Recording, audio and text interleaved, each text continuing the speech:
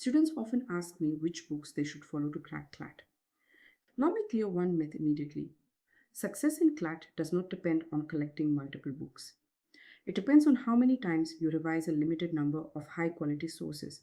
The biggest mistake aspirants make is resource overload. They buy 5 books for one subject and end up revising none properly. Let us start with English language. CLAT English is not about grammar drills or memorizing complex rules. It is about comprehension ability.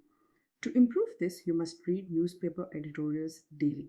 Develop the habit of understanding tone, author's viewpoint, and central idea.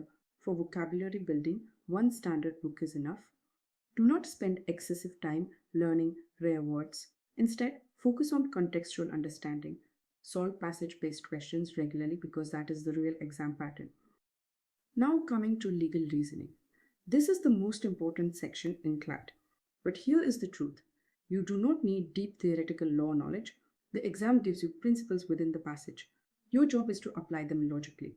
Instead of memorizing law subjects in detail, practice passage based legal reasoning questions daily. Understand how principles interact with facts. Focus on identifying keywords like intention, negligence, liability, and reasonable care. The more passages you practice, the sharper your reasoning becomes. For general knowledge and current affairs, consistency is everything. You must follow current affairs for at least the last 12 months before the exam. Read about major Supreme Court judgments, constitutional amendments, government policies, international relations, and economic developments.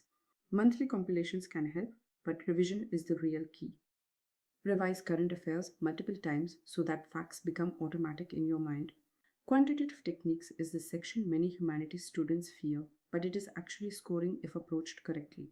You do not need advanced mathematics. Focus only on basic topics like percentages, ratios, averages, profit and loss, and simple data interpretation. Strengthen your calculation speed and accuracy.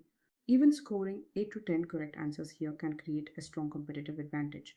Remember, your preparation should be smart, not heavy.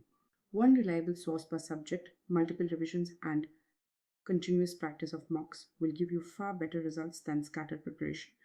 Thank you for watching, and I will see you in the next video.